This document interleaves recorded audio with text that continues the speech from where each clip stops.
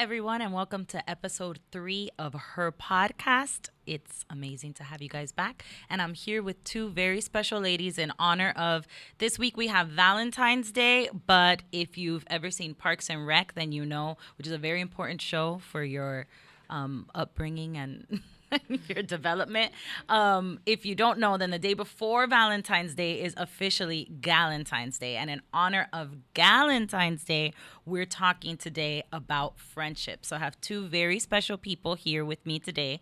The first is one of my best friends in the world, Cheryl, and she's here because she is the example of a ride or die friend. She's that friend who will be in the hospital with you if your mom is in the hospital. She'll bring you food. She will do whatever you need, run out, pick up your kids. I remember when we had Levi 2 years ago that I had labored all night. And so me and Rico were exhausted. Everybody who had been with me in the labor was exhausted, and everyone went home. But Cheryl's that friend that will be like, you guys go to sleep. I'll watch the baby while you guys go to sleep. And we were knocked out, and Cheryl was just there with our baby. So that's the kind of friend Cheryl is. So Cheryl, thank you for being that friend and for being here. So then we also have my cousin Rosie here. This is my cousin, so it's super cool to be able to have family. She's the big cousin, and I'm the little cousin. But Rosie was the first person, I think, to ever really introduce me to the concept of you need friends and you need to be intentional about having friends. I used to go to Rosie's youth group. My mom would drop me off she would drop me off always early, because it's my cousin's house. So she'd be like, oh, help your cousin clean or something. And she would drop me off at Rosie's house, and we would always have really good talks. And Rosie, when I was like 12, 13, she was like, Vanna, but do you have good girl friends? And I was like, I really don't. Like, I don't have anybody that I'm close to, that I speak to, that I can have, that I can go to. Not anybody my age, for sure. I had my cousins, but I didn't have anybody my age. And she was like, all right, we're going to get you that. And she really just walked me through and talked to me about how to be a good friend and how to get good friends. And that's been something that I've carried with me my whole life. I always make sure that I have my home team. I always make sure that I have my good group of girl friends. And that's the first thing that I want to highlight here, because you hear a lot of young girls, especially the girls that are hearing this podcast, a lot of them are in their 20s, some of them are in their teens, early 30s, that say, the ones in the early 30s will say, my husband's my best friend. And a lot of the ones in their 20s or in their teens, they'll say, I don't have girl best friends. I only have my guy friends. Yeah, I have, they're too dramatic. We don't like them. So let's talk a little bit about why good girl friends is important. What would you guys say? Well, when I was thinking about this topic, I was like, man, because I shared with you guys an experience that I had last week where I am pregnant, if you can't tell, in case the camera angles are hiding it. I'm sure they're not, but I am very pregnant. And I think pregnancy has taught me the most how much you need girlfriends. Like, your body goes through so much. You as a woman go through so much that men don't understand. Mm-hmm. So on Friday, I was just having, like a pregnancy meltdown, and like I was just like having a rough day. And when I tried to talk about it with my husband, I almost killed him, because I was like, you don't understand. Like, and and immediately I texted, like, we have a group chat, and I texted my friends, you guys, and I was like, guys, I'm just having a rough day. And if I wouldn't have done that, I would have probably stayed home and cried. Like, it was like one of those days that I needed to let it out, and I didn't have an outlet because no one understood me, or like my husband didn't understand me. Like, even it's funny because my 3-year-old daughter was like, Mommy, you don't feel good? Just lay down, Mommy, and go to sleep. And I was like, even my little daughter, that's a woman. Just because she's a woman, even at 3. Even at 3, she was like, just go to sleep, Mommy, lay down. Like, even she knows how to empathize more than a man, like a grown man. And not to say anything bad about my husband. My husband is great, but he just doesn't understand. And I think that that's so important because women go through a lot. And only women know what women go through. Yeah. And not only that, but one thing I learned in a marriage seminar once is that men are hardwired to solve problems. So you tell a man your problem, and this happens to me a lot with my husband. You tell a man your problem, and he said, well, the problem is you don't drink enough water. So drink water, you'll be better. well, you didn't rest this weekend, so rest next time. And they're just going to tell you, sometimes in the bluntest, most simplest way possible, how you should have done better to solve your problem. And they're not trying to be mean. That's just the way men are hardwired to think. Women are hardwired towards empathy and relationships. So a woman, you know, your best friend, you'll call and you'll say, I'm falling apart, this and that, like you called us. And they're going to say, I understand where you're coming from. You're feeling like this because you're going through a lot of stress. There's a whole baby. I remember I told you on the thing, I said, there's a whole baby cooking in your belly. You don't need to make big decisions right now, because Cheryl was struggling with some decisions and some worries that she has. And we basically were able to talk her off that ledge because we weren't trying to solve the problem. We were letting her know it's okay to go through what she's going through, because women are going to empathize. We're going to empathize because we've been through it, and we're going to empathize because we know how to empathize. That's the reason you call your mom and you don't always call your dad the same way you call your dad. And so, but it's hard because young ladies, I think, are not always looking for that and not being intentional about looking for that. What would you say? Like, what was it that made you, I'd love to know, what was it that made you look at me, a little 12, 13-year-old girl, and say, I really want to teach my little cousin that she needs friends? I always have felt like, well, luckily I was born with a best friend, you know, so Roxy was always there as my best friend, but still there were some things I can't tell Roxy about, you know, so I needed that friend. Who can I trust? Who can I count on? Who can I know, okay, they got me. It was trial and error, you know, a lot of trial and error. Yes, this one was good, this one was okay, this one was, but some of them were just riders that you could be like, well, and we always need it. We always need it. Even now, as my age now, I still need it, you know. Like you said, some guys they just don't feel the way we feel. Yeah, You they don't know. Hormones are a big thing, you know. You just don't get it, you know. But it's the truth, you know. But we all need a friend, all of us.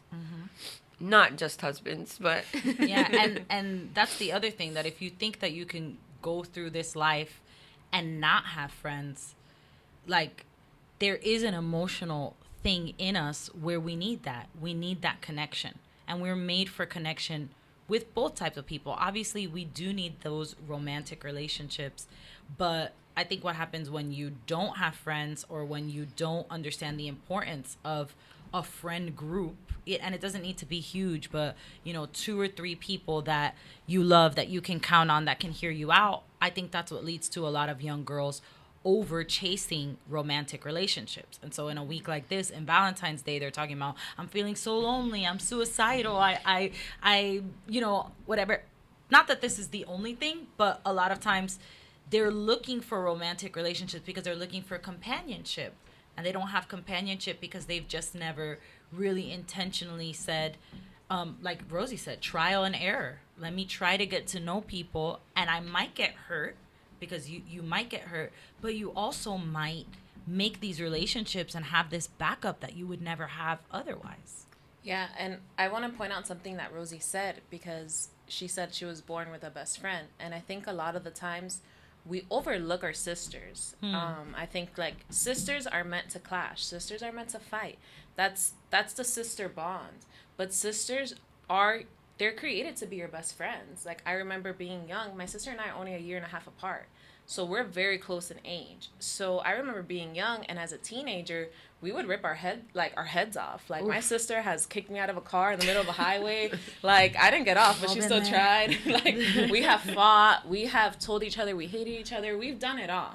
And I remember my mom, she wouldn't get frustrated, or she wouldn't, like, whatever. She would say, don't kill yourselves, because at the end of the day, you're all you have. And I remember saying, man, as soon as I can, I'm going to not be friends with this girl. I can't stand her. Da-da-da-da-da. And now my sister is one of my best friends. Like, I work with my sister. I do a lot of stuff with my sister. And even, like, at 6 o'clock, you can check my phone. There's a FaceTime call to my sister. I'm like, how? Like, why do I talk to this girl so much? Like, I'm with her all day. But she's literally the person I can call and be like, okay, like, this is going on or whatever. And there's no judgment. And that's, like, the most important thing, because we need someone that we can call and just release some of our thoughts, some of our emotions, and not be judged, and just walk through whatever it is we're feeling, and they can gear us the right way to go. So I think a lot of times we overlook our siblings because we fight so much and because there's a lot of tension. But the truth is, give your sisters a chance. Definitely. And in the beginning, it's hard though.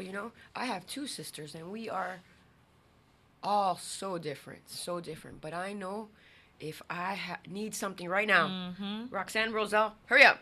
Yeah. They'll be here right now, right now. And I always make fun of Roxanne.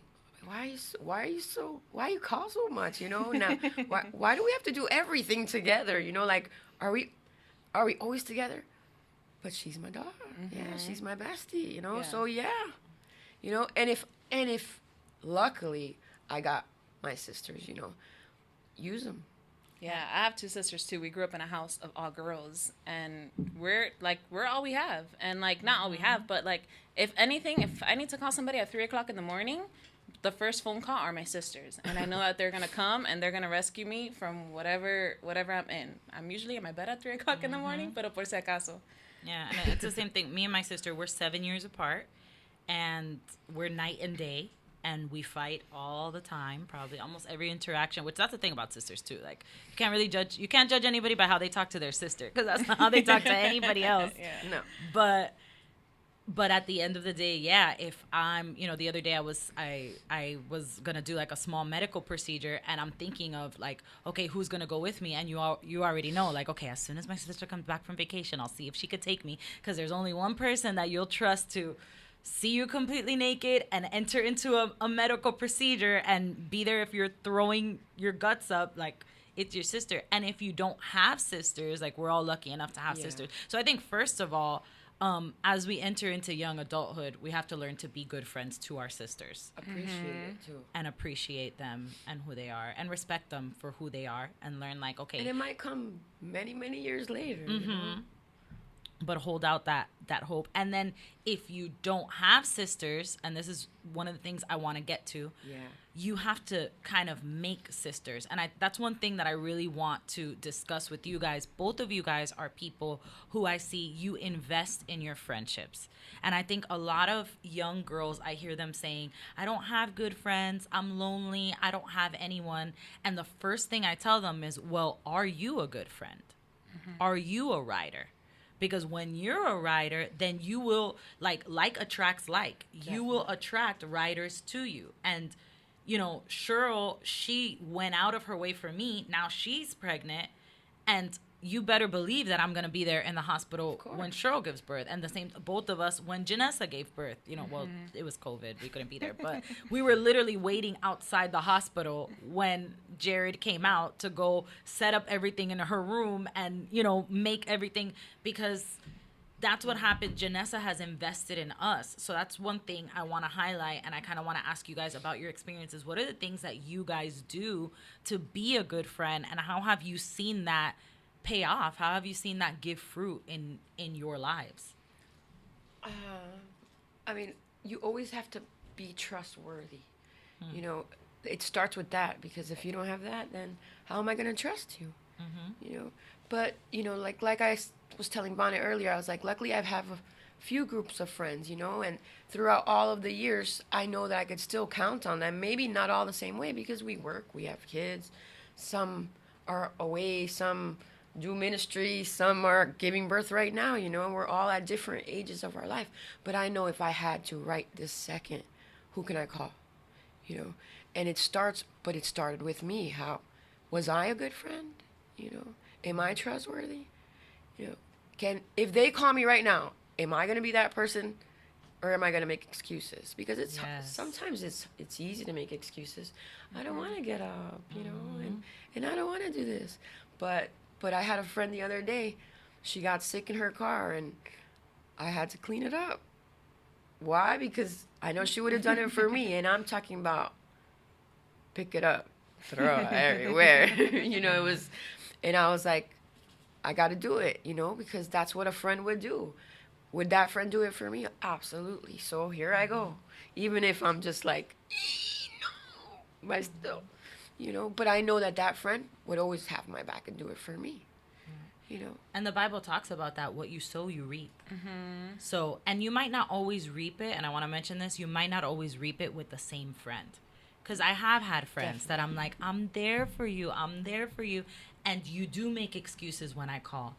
But one thing my mom taught me is that that's okay, because there are also different friends for different things. So my mom taught me, I remember one day I went to her very frustrated because I had this one friend, and I'm like, I go in for her, you know, like I helped her with her wedding, and I helped her with this, and I helped her with this, and then I call her like, you want to go to the movies? And she's like, nah, I'm busy.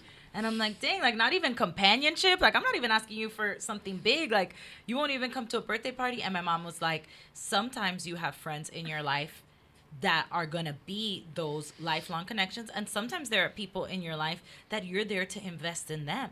But either way, you have to believe that God is faithful, and he's going to bring people to your life to give that fruit that maybe, you know, maybe the fruit that I've sown in her, I've reaped in you guys, in you and Jane, and in even the new friends that I'm making, people like Ashley and you know, like new people who are kind of bringing that in. But it's exactly what Rosie said. You have to sow it.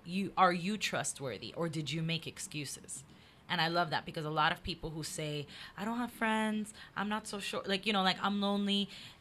When I ask them that, because that's always my first question, when I ask them, well, are you a good friend? They're like, yeah, no. If you don't know you're a good friend, you're not a good friend. Yeah, because a good friend, you see that with actions. You're like, no, definitely. I was there in the good times, I was there in the bad times, I was there in the ups, I was there in the downs, I cleaned up her car, I held back her hair, like I was there, and you have to be there. Yeah, for me, I had a really good example of a friend through my mom. My mom is still friends with people she went to middle school with. And like, to me, like there's two friends in particular, which you know them, Nancy and my madrina, and they've been friends since middle school and high school. And I've seen my mom not want to do something, but say, those are my friends, you have to be there. Yeah, like, you don't have a choice. You don't have a choice. And I think that, to me, that's the number one friendship quality. Like, I think everybody has different things they expect from people. And mine would be, you have to be there, whether you want to or not. Because at the end of the day, like, it's not about you. And I've seen my mom, like, be selfless with her friends, and that set the example for me, because I was like, man, I want to have lifelong friends. Like, my mom, she would call her friends and they would be there at an instant. Like, I remember we were always like, I don't really know, like, you're little, so you don't know why things happen. But like, I remember living with her friends. Like, I remember, like, we were always, the person who told me my grandma passed away was her best friend, Nancy. Like, I vividly remember I was 12 years old. I remember I was at her house because my grandma was in the hospital, and you're little, you don't understand why things are happening. And I remember Nancy walked me into her room and said, I need to talk to you. And she said, look, your grandma passed away this morning. And my grandma, like, she was our world. Like, we did everything around my grandma. So, and it was like, for my mom to have someone that could have those hard conversations and when it be, couldn't. Yeah, when she couldn't. And it wasn't like, I didn't get mad at my mom for not telling me. Like, it was like, almost like if it came from my mom. Like, I don't know if that makes sense, but like, definitely. It was a trustworthy source. It wasn't cualquiera. Like, I didn't say, Mom, tú mandaste a cualquiera to tell me this. No. Like, that was somebody my mom trusted, and that was family. And she delivered hard news when my mom couldn't. And I remember that day we all went. She has 2 daughters, and it was me, Janessa, and her 2 daughters. And we all went shopping. Like, she bought us outfits for the funeral. Like, she fed us, like, all that stuff. And thinking about it now, when you're older and understanding, like, everything, you're like, man, that's a really good friend that took that on, that she went with her daughters. Like, she delivered the hard news, like, whatever. I remember she sat with me in her room for, like, an hour, and we just cried. And, like, I was like, wow, like, thinking, like, I didn't even think about that until right now, but, like, I'm like, wow, that's so powerful, because my mom was a really good friend to her, and, like, they had that relationship. So that would be the number one thing, just be there. There's times that I'm tired, like, I was laughing when you were saying the story about Levi when he was born, because I was low-key falling asleep, and I was like, but my friends need me, and I think I dozed off a little. And I remember that day I went home and I was crying of exhaustion, but also of like, man, my friends, like, obviously it was Levi, so it was like a whole miracle, and like, to see that miracle completed, and I was like, I'm so tired, but it was so worth it. And like, you get like a sense of like, you know what, like, I was there, like, this is like a star in my friendship book, like. Yeah. And I see it like that, because then, like we're saying, when Joel's born, you better believe I'm gonna say, take a nap. Take a nap. I took my nap. I took my nap when I was postpartum. You take your nap. Like, let me take him. Let me, you know, take a nap, like just go to sleep, because yeah, it's really about that give and take. And if you don't give, then there's nothing to take when it's time to take. And I think there are a lot of people who they want friendship for the gram, like they just want friendship that we were at the same birthday party, like, you know, here, hot cheese.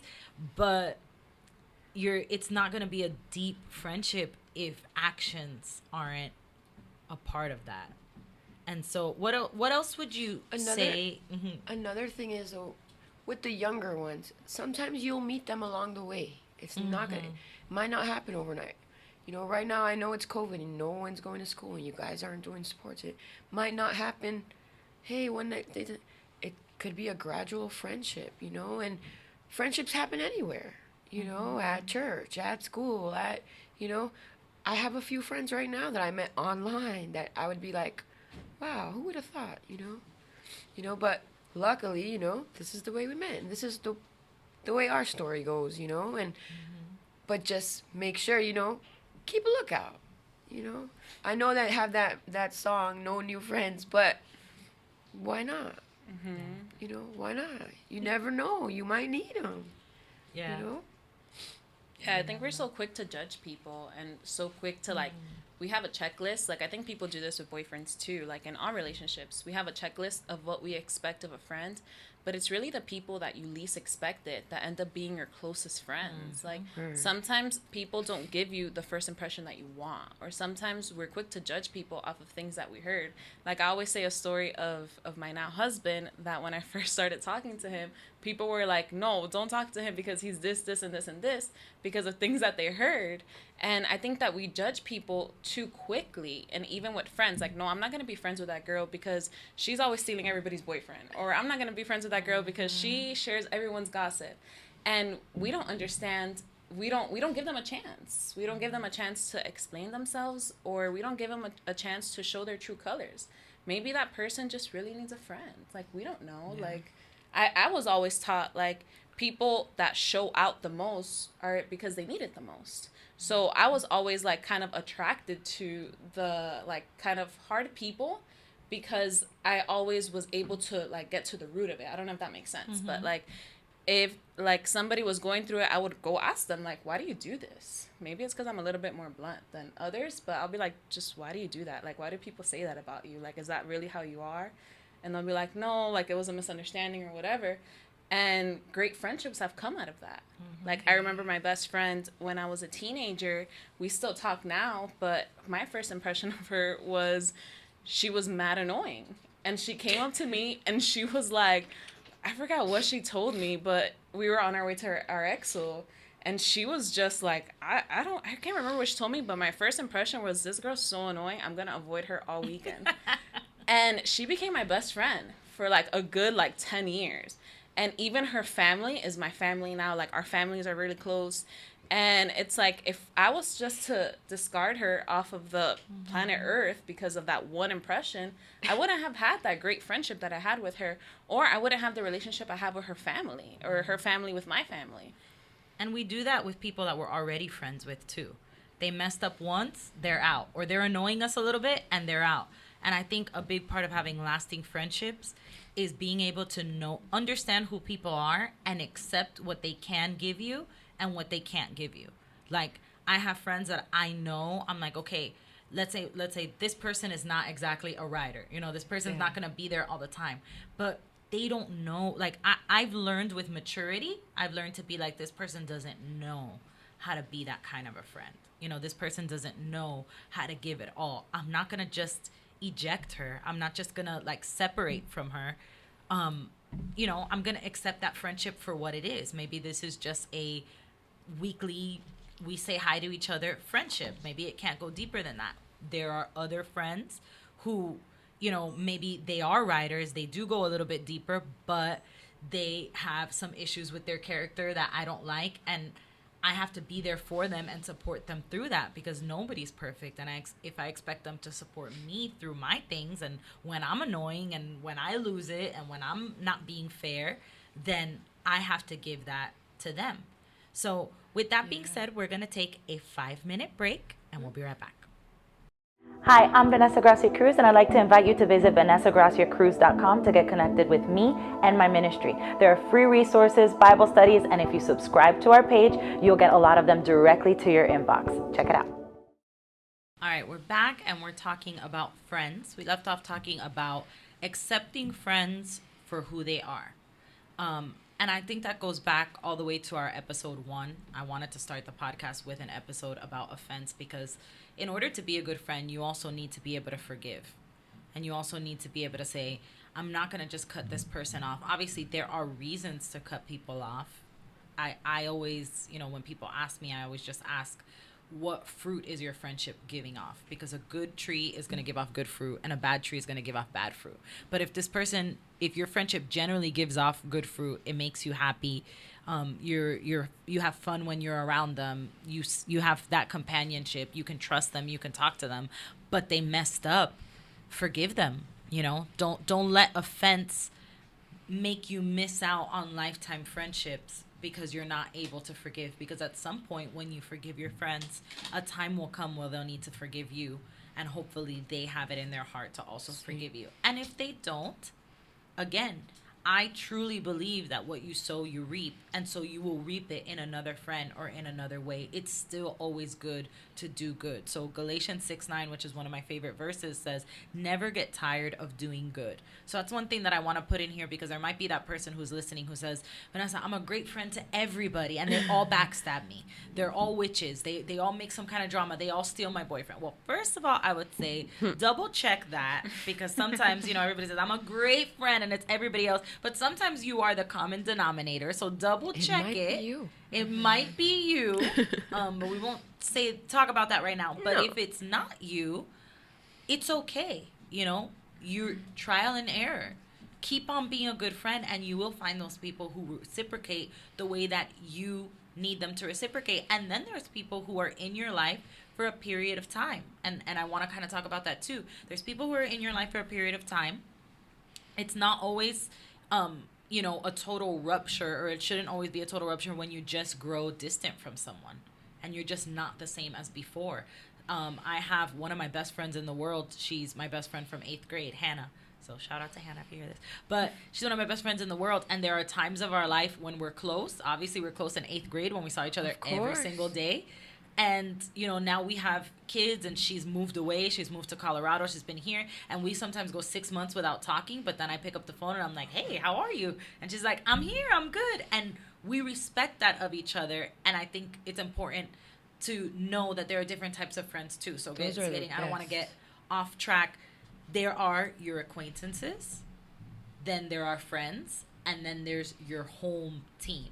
So what would you say about identifying the differences between those and just being okay with where everybody stands? Like I said before, some of them, like I met in school. Like you said, you met Hannah at school. I met Daisy at school. We were 5 years old. Of course, stuff have changed, Many, many things have changed, But will Daisy be there on my baby shower? Of course. Congratulations, Then I have the people that I did meet at church, that I did meet. My shout out to Letty, because that's my girl, and she's been there for me forever. And I can know for no matter what, she will always be there for the rest of my life, But then I do have the Sophies that are just there for a little bit. But if I have to, text her up.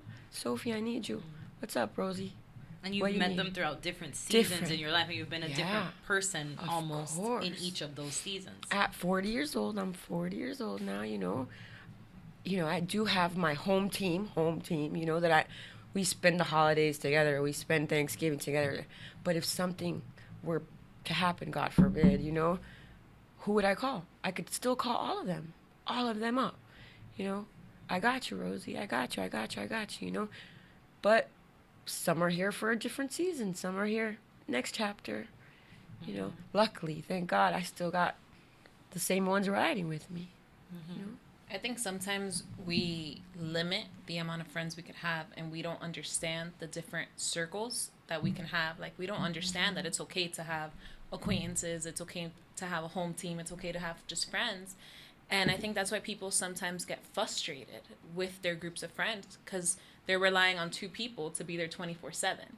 And I think that there's seasons where you can call one person and their seasons, because we think like when I'm going through it, everyone has to stop what they're doing and be there for you. And in a sense, yes, but we also have to understand that people also go through stuff. Like there's people that maybe they're going through a hard time too, and they can't be there for you. And that's why it's important to have different groups of people, because we go through different seasons. We go through different things in life. Like we always talk about this. Like we're having kids. We're growing a family. Like it's a hard season for us. And we don't hang out every weekend. We work together, so that's different. But if we didn't, we wouldn't see each other as much, because we have a lot of kids. You have a lot of kids. I have a kid. Like everybody's in a different stage, and we can't be expected to go out every Friday night. Like I remember being young, when my group of friends was different, and we would go to Fridays after church on Wednesdays, and we would be out every Friday, Saturday. Like I remember I would get home at 3 o'clock in the morning and go to work at 5 in the morning. Like it was crazy. I could do those things, but now I need to be in bed by 8:30. So that can't be expected of me. And sometimes we have friends that go through different seasons, different times, that maybe they're still going through that. Maybe they're still going home at 2 in the morning. But if they expect that of me, then I'm going to be a bad friend, because that's not where I'm at anymore. Like, you know, so it's important to understand that too. Like to understand the seasons of your friends and the seasons that you're in, because like you said, from 5 years old to 40, a lot has changed. A lot has changed. We changed. Big like difference. The things that we do change. Like our responsibilities change. Like big difference. Sometimes people don't know how to be friends though. So you might have to tell them, "Hey, I need you right now." Yeah, you did? Great. Why didn't you tell me? You know, hey, what's up? I've texted you 3 times. That means something's up. I need you right now. I didn't know. You know, and sometimes life comes up. Oh, you're right. Zoe's learning how to this, cheeky this. I'm sorry. I did not know that you needed me right now. But I'm here now. You know, and give them my direct attention, because sometimes life shows up, you know. That's key too, in friendship and in relationships. Just being able to say what you want, vocalize what you want. Because I think that's so true. Some of us are, whether it's too prideful or too shy or whatever it may be, or we weren't taught to assert ourselves or that our needs are important, we sometimes would rather cut somebody off than let them know how they can be a better friend. Yeah.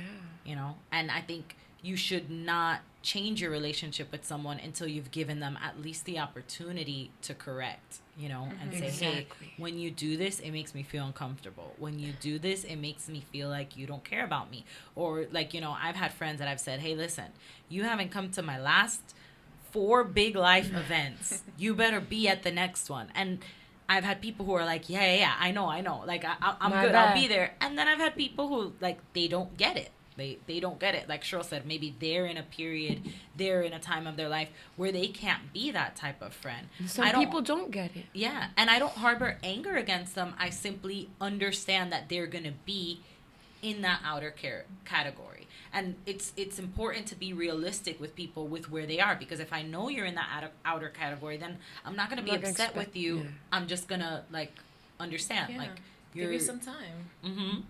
Like, and I think, like, as women, sometimes it's a little bit harder for us to communicate those things because we have such big emotions and so many emotions. Like, it reminds me of my husband. He has, like, a group of friends, and it's, like, 5 of them. And they make me laugh because, like, I don't know if you guys have ever seen, like, a men's group chat, but they're savages. Like, the way that they talk to each other. They're all destroying each other. Yeah. And every time we get together, like, the husbands, like, we're all married, and the husbands are friends, and the wives are friends. And they talk about, like, their other friends. And I think they have, like, a 2-strike rule. And I think it's hilarious, because if they make a hangout, even if it was a 30-minute in advance, you have a 2-strike rule. If you're not there, you get removed from the chat, and you're no longer home team. And it makes me laugh, because I'm like, you guys are so extreme. And they're like, no, like, this is our home team. Like, if you can't be there hanging out with us, like, in the good and the bad, expected of them, though. Yeah, and they communicate that. And so if you mess up, if you mess up, they tell you. Like, there's one in specific. I won't shout him out, even though he's probably not listening to it, but his wife is probably. But there's one in specific that he'll tell you, you didn't come last week, so you have 1 more strike. And they'll put it on the chat, like, hey guys, we're getting together today. They play games and stuff. Like, they be playing poker and stuff like that. And they'll text on the chat, hey, you didn't come last time, so if you don't come this time, that's your last strike. Don't forget. And it's so funny because my husband would be like, my husband usually goes because we all also live like in a 5-minute radius. So my husband would be like, I have to go because I didn't go last time or whatever. And it's like a thing. And I think that's important, even though I make fun of them and stuff for doing that. But they hold each other accountable. Like, they're not afraid to say what they expect of each other, what they want of each other. And they're not afraid to reciprocate that. Like, they're not afraid to be there for each other, but they're also not afraid to tell each other, hey, you have to be there for me too. And I remember one of them had a gender reveal, and they said, he sent out the invite, he said, if you don't come, like, don't talk to me. Like, in a nutshell. Maybe the other extreme, but I get your point that he's saying what he expects of his friends, and we need to do that. We can't expect people to read our minds. Exactly. We can't expect people to be the kind of, because also it depends on how you were raised. Exactly. Like, I know people who their own family don't go to their gender reveals, because they're they're a very flexible family where, I remember when I was getting to know my husband, I was very surprised at how his family is, because his family is so laid back. You don't have to do anything you don't want to do. Like the cruises, if you don't want to go, you don't go. Like it could be a mile marker, it could be a quinceañera, and you're just like, I don't want to go, and they'll all be like, sounds good. They're very about like respecting the choice of each one. So my husband didn't get it when my family's close knit, and it's like, you're there. You gotta go. This is like required. You're coming. To everything, to everything, no matter how big or no matter how small. Like Rosie knows, like, oh, it's a baptism, we're all there. It's a birthday, we're all there. And so I had to teach that to my husband. Like, I had to teach him, like, no, when it's family, you show up. But we also know the difference. We know that that's expected in our family, and we know that when it's his family, they're not going to mind. They rather us show them love. There are different ways for us to show them our love. So that's super important too. But so just to come to a close, I think in summary, the things that we've really highlighted here are action. Show your love with your actions. Sow what you want to reap. And I kind of want to end with this too. Like I wanted to mention it more in the beginning, but I just want to make sure I put it in there.